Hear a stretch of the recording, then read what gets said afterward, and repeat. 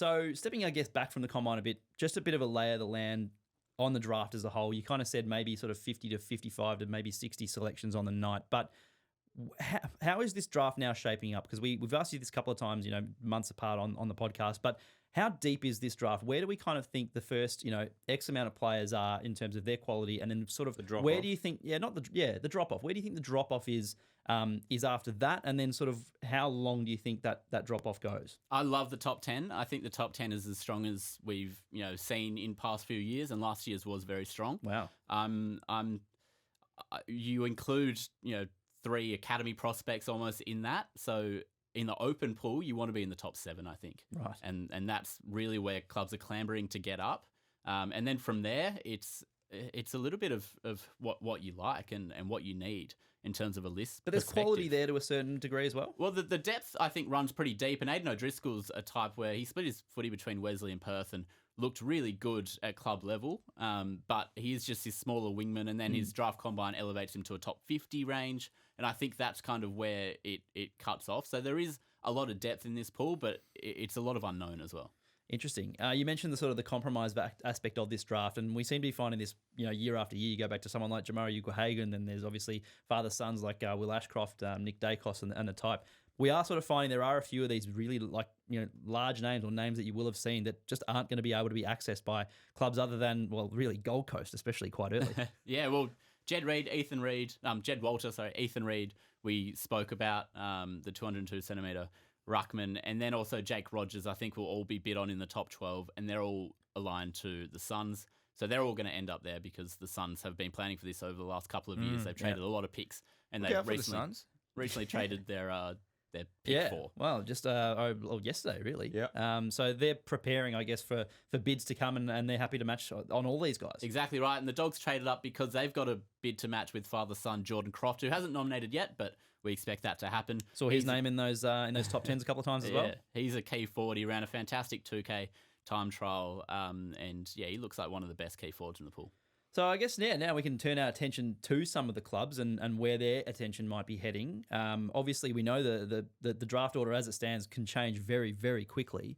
But where do you think this top-end talent's going to go, and who's going to, where these clubs are going to pick their first selections? Well, starting at the top, Harley Reid reiterated his commitment to play absolutely anywhere, which is a great result for West Coast because it keeps their options open. Bit of a change tune in recent months? Do you think someone's got in his ear? I think so. In the first probably 3 or 4 months of the year, whenever you heard him speak, or the rumours would probably snowball that he wanted to stay in Victoria. He's not a Melbourne kid. He's a Victorian country kid from Tongala, but that's probably opened his eyes, and he's realised that he probably needs to be going anywhere in a national competition, and he's resigned to the fact that West Coast can pick him at pick 1, and he's happy to do that. Yeah, great. And I like...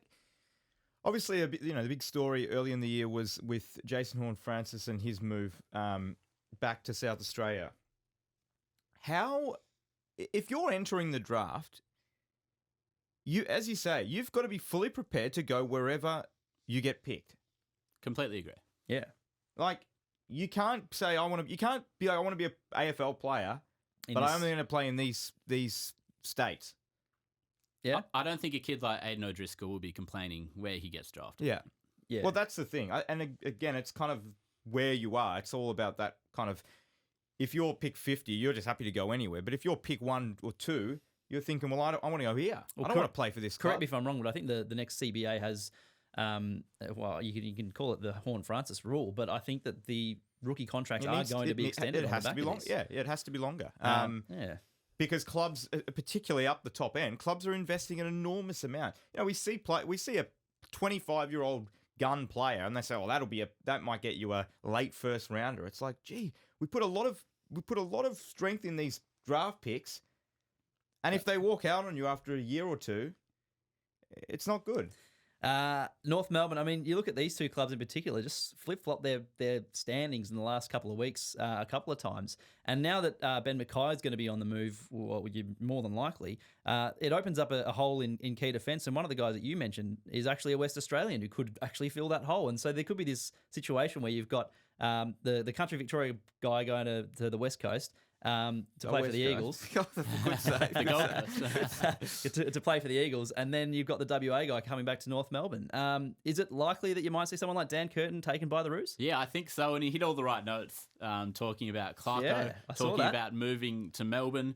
So all of that stuff I think is really good and will embolden North Melbourne to pick him. They desperately need a key defender. And I think Dan Curtin's in that top handful at the very top where you're taking best available as well, depending on their draft board. So I think with Mackay out the door, North will likely take Curtin with pick 2 or 3 if they do get that compensation, which we expect. Yep. And they've also been heavily linked to Colby McKercher, the speedy midfielder from Tasmania. There's no go-home factor there, at least for the first 4 or 5 years True. And with of some his of the career. And with some of the players that we saw this year for the Roos, is there a bit to get excited about in the next sort of 2 or 3 years for what the Kangaroos can start to do? Oh, completely. Yeah. Harry Sheezer won their best and fairest.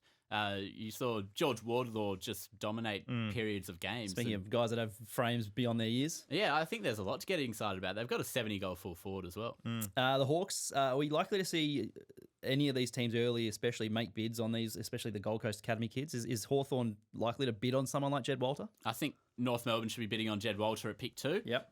If not, Hawthorn definitely will be. They're losing Kaczynski. They need someone to align with Mitch Lewis up forward, and that would be Jed Walter ideally. They're not going to get him. But at Hawthorn's pick, which will be pick 4, I think there's a really interesting situation here where teams would love to get ahead of them. I think Melbourne and Essendon in particular would love to get ahead of Hawthorn to pick Zane Dersma because Hawks have him lined up to be their selection at pick 4. Interesting. So brother of, obviously, more highly touted than his brother? Yes, yeah, much more highly touted in terms of he's more damaging. He plays up forward. He can play through the midfield a bit, but he really figured out, I think, in the second half of his year that he's such a damaging forward. He averaged, I think he was top 3 for goals per game in the Coates Talent League as this 188, 89 centimetre medium forward who just kicks a lot of goals in a variety of ways. Wow, there you go. Dogs, as you sort of mentioned, will probably be fending off bids or taking a father's son and Jordan Croft. Yes, so Jordan Croft will probably be, a bid will come around 10 to 15 for him. He was probably Vic Metro's best key forward. So you think the Dogs will select someone first? Yeah, right. Totally.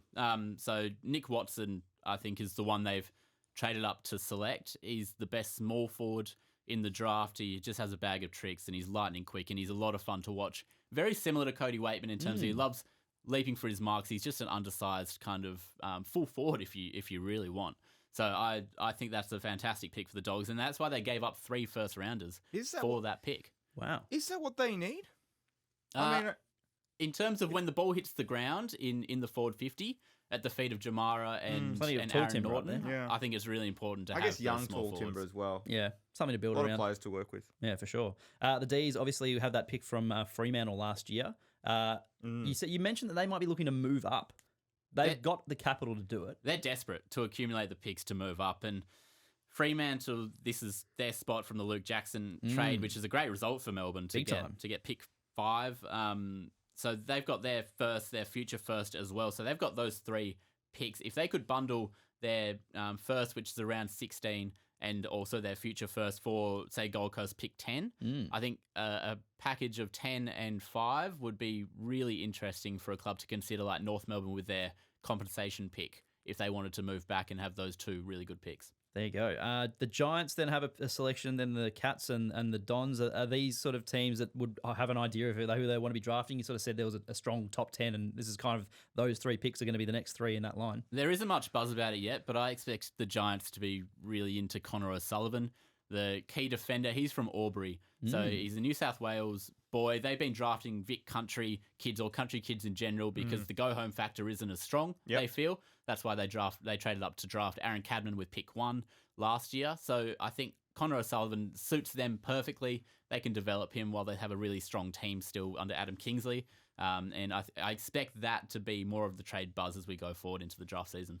Cats and the Dons moving down? Well, any thoughts? They're a bit of the mercy of those above them. If the D's don't move, I think Riley Sanders is right in their ballpark, but the Cats would love to get Riley Sanders, the premier inside midfielder in this draft. I think that works perfectly for them. He's a Tasmanian boy who's been boarding at Melbourne Granary. He plays for the Sandy Dragons, he won an Allies premiership. He's won 2 Sandy Dragons premierships now. He's done basically everything you could have asked from him. He's a Lark medalist, so the best player in the state championships as well. So, a question I have off the back of that: why would someone with that resume already, who you just said is the premier midfield in the draft, not be going higher up? I liken him a bit to Tim Taranto. I don't think his ball skills are as good as others. I would love to see him at a draft combine to actually rate that compared to others. Get the skills in. But I think he just doesn't quite have the tricks of other players, the athletic profile, and that's probably why he's a little bit below his fellow Taswegian in Colby McKercher. There you go. We might try and whip through the first pick for every club if we can. So who was next? Essendon. Yeah, I think the Dons are at the mercy of a lot of those above them. They're interested in Zane Dersmer and trading up like the D's are to get ahead of Hawthorn to take Dersmer and pair him with his brother, Xavier's likely to go to the Dons in the trade period. I think that a guy like Darcy Wilson will probably be the right pick there. He's an outside wingman, really good, second in the 2K time trial, just behind Tarkin O'Leary from the Sandy Dragons. He has a great athletic base, but he also kicks the ball beautifully and kicks goals. Crows have picked 9 before any bids. Where do you see that going? I think they would love a key defender to come in right now. Connor O'Sullivan fits the bill. I think Ollie Murphy also fits the bill. Sandy Dragons, Vic Metro MVP.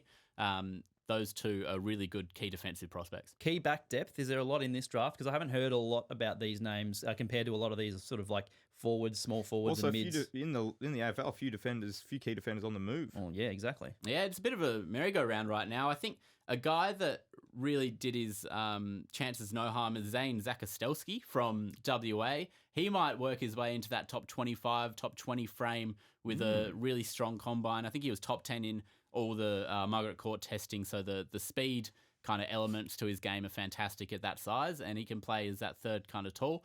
But there's been a couple bolters. Otherwise, it's a lean draft for key defenders. There you go. So the Suns we mentioned, they're obviously going to be matching a lot of bids. Then it's the Swans and the Saints. How do you see those two? Where do you think they're going to be looking? Well, I really thought the Swans would be looking at midfield depth, but they're bringing in Taylor Adams likely. So they're going to get Caden Cleary, their NGA kid. I think he's a top 30 player, and he's just really impressive off the field as well. I think with that early pick, they'll take someone before him and then match a bid later on. They've got to hope that a club like Jelly West doesn't do what the Swans did last year with Harry Rowston and actually bid on a player just before their selection. So it's a bit of mind games in that regard, but I think they'll be taking probably a key forward with like a Nate Caddy or something like that, if available, because that's really where they need their depth.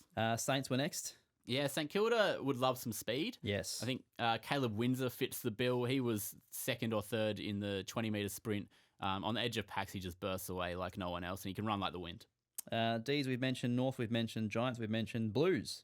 16 before any bids, that's their first pick. Well, I think a small forward might be where they look. They would have loved Lockie Schultz, I think, to come over from Fremantle. We would have. Jack Ginnivan? Well, I mean, if you ask some people in our office, they're very high on both Durden and Motlop. Existing Blues? Existing, yes. But is there potential to go one better with the pick 16? Well, Jack Callanan and Jack Deline have kicked a lot of goals for their respective sides. Callanan's a Tasmanian, who I think is probably in that top 30 to 40 frame. And then Jack Deline averaged the most goals per game in the sample under 18s as a small forward. I also think Carlton could look to bring in a ruckman if they don't think Alex Murkov will make it. And Taylor Goad, Mitch Edwards, and Will Green are all around the mark there. Goad, of course, one of those names that we saw pop up very highly in those combine results. Who else we got? Gold Coast after that, no. Collingwood, pick 18, obviously before any bids and any movement. This will be shipped out for Lockie Schultz, I expect. Yes. As it stands, they're in a position where they've gone to the draft a lot over the last few years while still developing a really good premiership list. I think they can take best available around that mark. I think Colton Tholstrup would fit their around that culture 36-ish perfectly. When their second pick is. Well, that would be their first rounder. If they hold on to it, yep. But around 36, I'd have to have a think about it because there's a little bit to work through there. Interesting stuff. Any clubs we've missed? I'm just trying to go through that list, but I think we've hit the mark. Oh, Freo? Yeah, Freo we mentioned. Yep. Goodness, this is Well, good yeah. podcasting on the run here. Fremantle traded into next year's draft. They're going to have a look at Logan McDonald next year, I think. So by WA doing boy? that, they've got Port Adelaide's future first. They've got their first, obviously, and then they will have their 2025 first rounder as well. So those three Plus could Lockie be packaged Schultz, up. whatever they can get in for him, whether Yeah, it's this exactly or next. right. If they do trade for that pick 19 from the Pies, I think Colton Tholstrup would suit them perfectly. He's a great culture man. He's this future cult figure, I think. Okay. And he had a great combine, great agility test. He was second in the agility test and a good 2K as well. We always will do sort of grading after all the player movement and everything like that. Which club do you anticipate is going to get EA plus? Oh, Essendon always wins this time of year. No, so once everything's said and done, which club do you imagine will be the one that we say, yep, they have nailed the off season?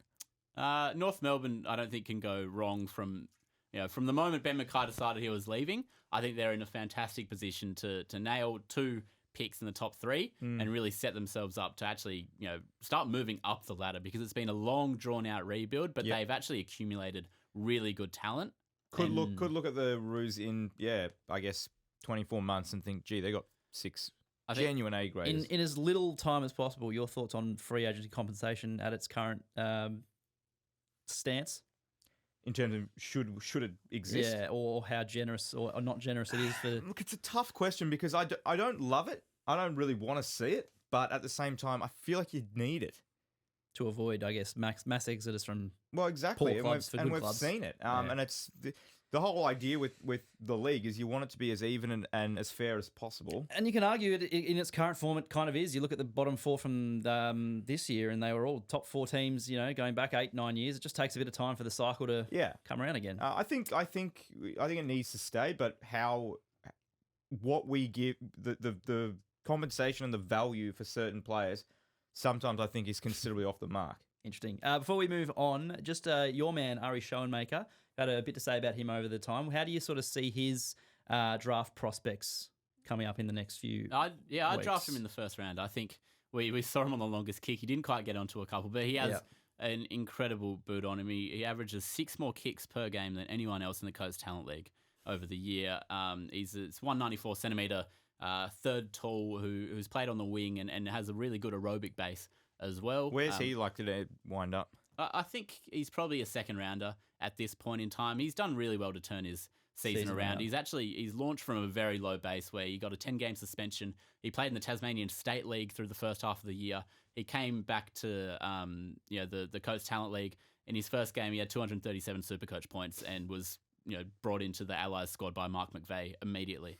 So his rise has been really good, and his professionalism has improved leaps and bounds. It's going to be interesting to see. Obviously, we're still a while away from Tassie entering the competition, but as we get closer, it's going to be interesting to see how clubs go about whether they want to touch the kids from Tasmania, knowing that they could potentially... There's a go-home factor all of a sudden. It's fine when it's... It's a great point. So it's... But even these guys, you might be putting 5, 6, 7 years of development into them, and then they might turn around once they're entering their quote unquote peak. And we've talked to Christian on the podcast about when players enter their peak, and it's this draft crop really, and they might turn around and sort of say, well, I want to go and play in Hobart. Yeah, I'd posit the money being thrown at them to be marquee signings Big time. from Tasmania to be the face of their new footy club. I think would be really turn heads.